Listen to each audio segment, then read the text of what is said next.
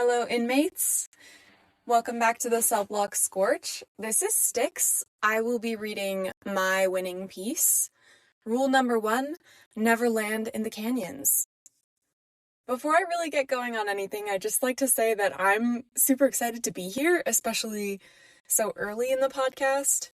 When we first proposed the idea of recording all of the winning cellblock Scorches and putting them in a podcast, I didn't think that I would get to read anything for you guys until, years from now. Because, I was the last to join, right? So the others have been keeping the fire burning for nigh on 6 years, and that's a crazy backlog to work through. So it's really exciting to me that we've decided to do it this way and lean into the non-linear storytelling, if you will. So, bouncing back and forth between the more recent Scorches where I'm a part of the team and the older ones where it's just the OGs. It's really fun for me. And this piece actually is one that I really, really like. I had a lot of fun writing it. I had a lot of fun sharing it with my friends. The prompt that I'm answering this week is laws that bind us all to keep us from the fall. And I'll probably talk more about my reaction to that prompt and how I felt going into the Scorch after I read. But for now, I think I'll just leave it there. Leave you with a little air of mystique. And so, without further ado, this week's Scorch. Rule number 1. Never land in the canyons. The burly man dragged Timji by the neck into a tight common room and shoved him in the center of a loose circle of chairs. 4 people looked up at him in tandem, a 5th sleeping on a long couch with an arm draped over their face. "Teach him the ropes. I want him in the mines tomorrow morning," grunted the man at Timji's back. Timji's chest iced over. He had heard of the gas mines. Everyone had. Everyone with half a head on their shoulders knew that if you wanted to live long enough to spend your money, you earned it doing something else. A woman with half her hair in rows of tight braids, and the other half in a ragged bob, uncrossed her legs and leaned forward, folding her arms over her knees. "Sure thing, boss. You want us to keep the cub alive?" she asked, her voice several registers lower than Timji expected from a woman that small.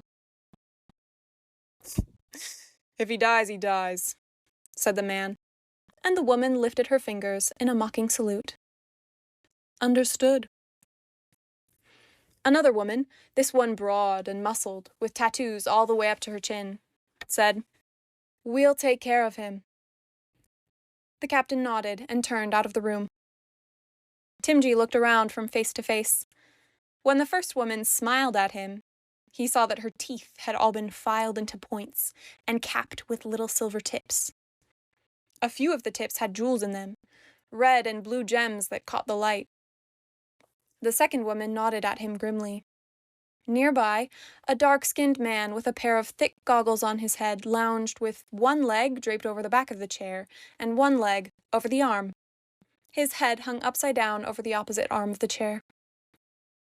An older man with a white beard sat cross-legged on the floor, his hands palm up on his knees.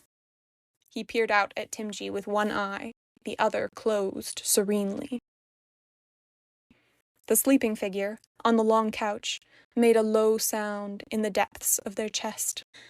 "How much do you know about Irithyst, cub?" said the tattooed woman. "I'm not a cub," Timji said stubbornly, squaring his small shoulders.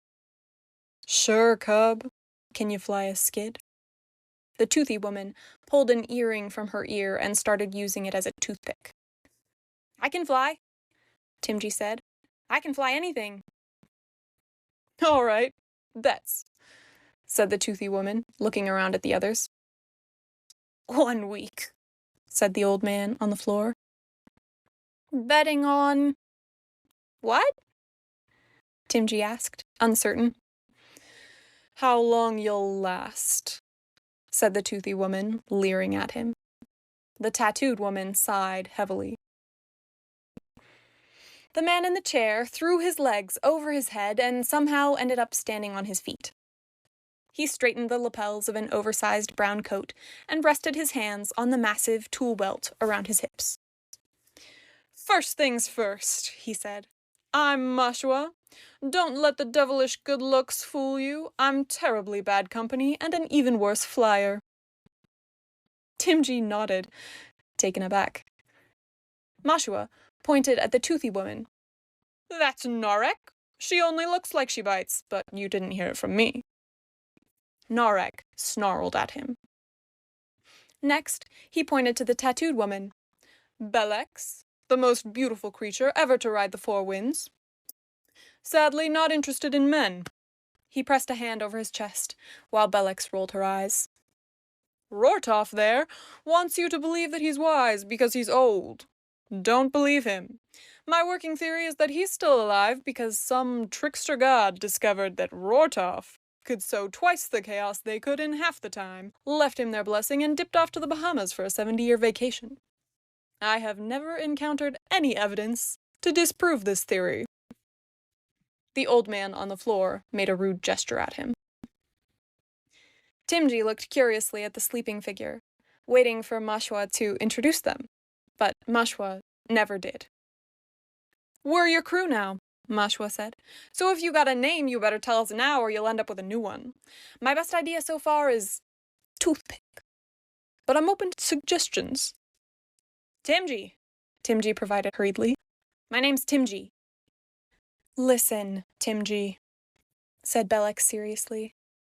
I'm glad you have experience with a skid. But flying in an Erithist mine isn't like any flying you've ever done before. We'll take care of you, but you need to listen very carefully. We tell you the rules, you follow them, said Mashua helpfully. Or you die, added Narek, grinning widely. Timji had the sudden, distinct impression that if he fell, she'd eat his corpse.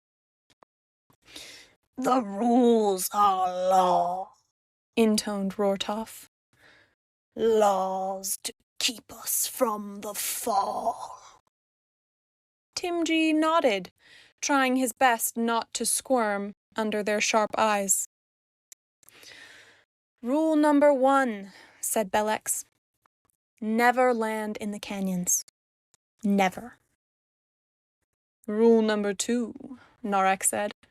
Never stray farther than 10 feet from the walls. What happens if You don't want to know, said Mashua. The rock falcons dive, Rortoff provided. On the first pass, they take out your eyes. Second pass, they take out the sails. While you fall, they rip out your stomach, then your intestines if they're fast enough. Then, when you hit the ground and all your bones are in pieces, they dig out your heart and your lungs. He stretched his neck, both eyes closed. Of course, after you touch the ground, you're in crawler territory, so the falcons fly away and leave the rest to the lizards.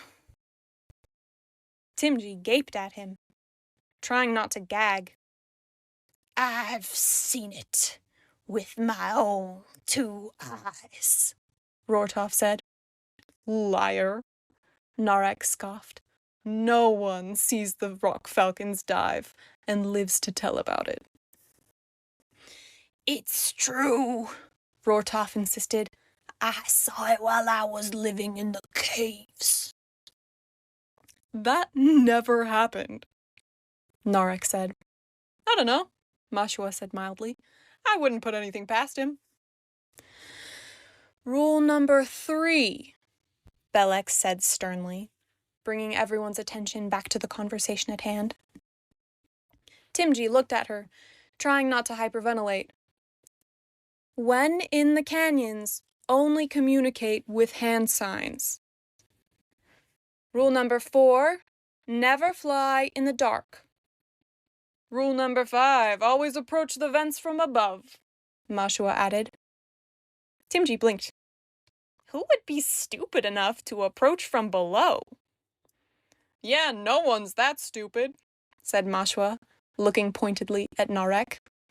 That's not what happened, Narek said, baring her teeth at him. Rule number 6, check all equipment before you fly, Belek said. Rule number 7, never try to fill a tank with a bagged seal. Rule number 8, never try to fill a tank with a bad gauge. Rule number 9, never try to fill a tank past the fill limit. Rule number 10, never try to attach tanks to each other to increase the fill limit. Timji blinked. Those are all Mashua's rules, by the way, Narek provided helpfully. Mashua shrugged, grinning. Rule number 11, never try to catch the jumping spiders, Rortov said with a deep frown. You knocked off 4 fins trying to do that, Belek said, unamused. 4. Rule number 12, said Mashua cheerfully. Lord bats are not your friends.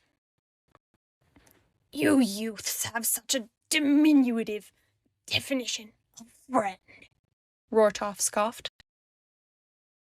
Rule number 13, Narek said. Don't fly without an engine. That's Mashua again. Rule number 14, never enter a canyon more narrow than the length of your mast, Belek said. That rule can't stop me if I don't have a mast, said Mashua.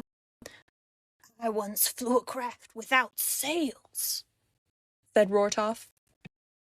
I absolutely forbid you from flying anything of the sort, Belek said sharply, and Mashua sagged in disappointment. Timji looked around at the group around him with wide eyes. You're all crazy, he realized. Here's the deal, cub, Mashua said, smiling down at him with his thumbs hooked in suspenders. If you want to survive here, you gotta be crazy. If you don't follow the rules, said Narek, you'll be dead within the week. But if you don't make Belex add a new rule sometime in your first month, Rortov added solemnly, you'll be dead within the year. Timji blinked. You can't be serious. Belek sighed, dragging a hand over her face. Don't listen to them, she said, her voice tired. I don't want to add any more rules. Timji considered her for a moment. Why are you here? You seem so sane. All at once, the other 3 burst into laughter. What? Timji asked, lost.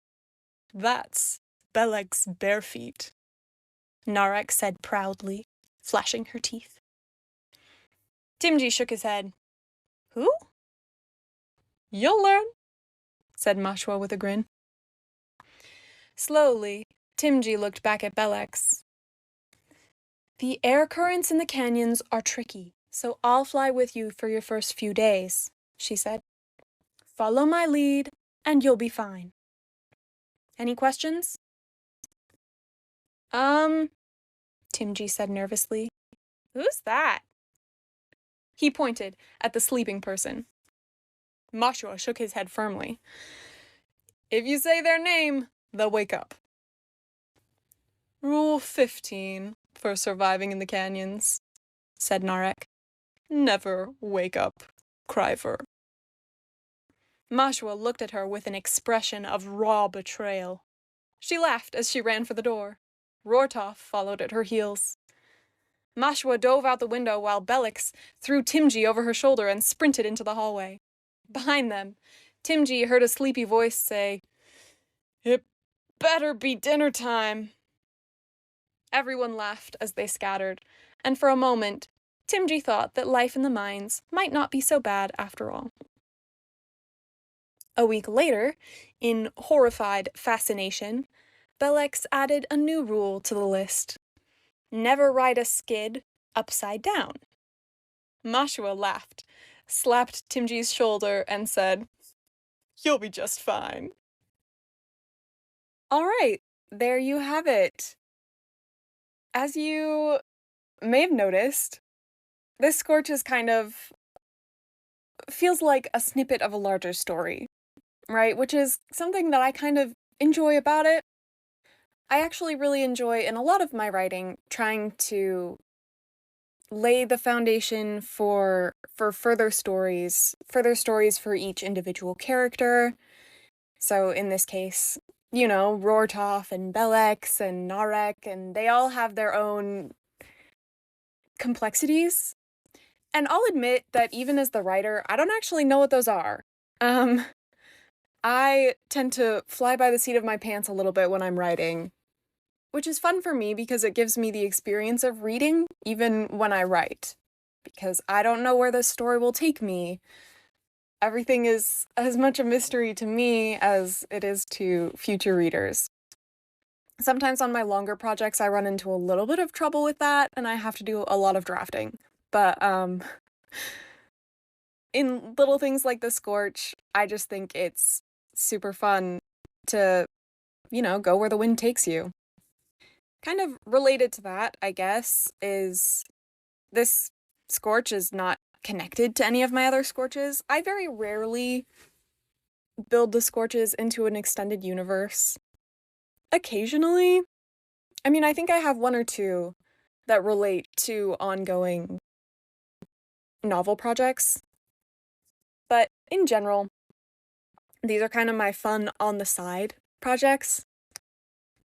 And I do like it that way. I like the, what's the word I'm thinking of? Not exclusivity, but I like to have it all contained, standing alone, I suppose. As far as my reaction to the prompt and the prompt itself, which is laws that bind us all to keep us from the fall, when I read that prompt, I got kind of like this really serious, poetic vibe, and I didn't really want to write something serious and poetic. I mean, like, just the prompt itself has this rhyme to it, this rhythm to it. But as many times as I tried to, like, come up with an idea that did that justice, I wasn't happy with it. And so I pivoted the other direction, and I decided to just do something that took the prompt at face value. So I looked at the prompt and I decided I was writing about actual literal rules that would keep people from actually literally falling. And so that's the baseline that I built this Scorch around. And out of it sprung this really fun sci-fi setting and cast of characters, potential found family dynamic. And I had a lot of fun with that. So, I remember what I was going to say. I did notice as I was preparing to read this and reading this that the dialogue-heavy nature of this piece made it a little bit hard, at least for me, on my first read, to translate effectively into audio. Because the dialogue tags sometimes don't fit exactly with the dialogue and things like that. So if you want to read this, like the actual transcript, the written piece, it is posted for free on our Patreon. We'll be posting all of the transcripts for the winning Scorches, the ones that we play here, on the Patreon. And there will be other tiers of the Patreon, things like the losing Scorches and recordings of the losing Scorches that we'll put on other tiers of the Patreon, but just that should be available to everyone. So if, you had any doubts about what happened in this Scorch, hopefully you didn't. I tried to do a little bit of, on-the-fly voice acting. I have new respect, actually, after this, for all voice actors. Just doing this, intro-outro thing has been insanely difficult for me. If you knew how many takes I had done to get like this one bit right, you would probably have me institutionalized. So, support voice actors everywhere. And that is the last thing that I can think of to say. No, it's not. The prompt that I gave after winning this week is, where is it? That's code for do not eat. So that's the prompt for, I think, 2 weeks from now. You'll be hearing that Scorch. And I will probably pop in and do a little bit of judge commentary on that episode. So you'll hear me again. Whether or not that's a good thing for you, I will be there. And I'm super excited to talk about those Scorches because I got a really, really fun batch for that prompt. With that, I guess I will sign off. So keep that fire burning, guys. Y'all. The Cellblock Scorch is a production of Stellacore, an independent group of nerds sharing their obsessions with the world. We can be reached at thestellacore@gmail.com through comments on your podcast platform of choice, our Instagram, Stella_core, and at our YouTube, also called Stellacore. Feel free to check out our other productions on our YouTube channel, our cosplays on Instagram, or if you would like to support our creative endeavors, check out our Patreon or donate to the Ko-Fi of the writer of your favorite Scorches.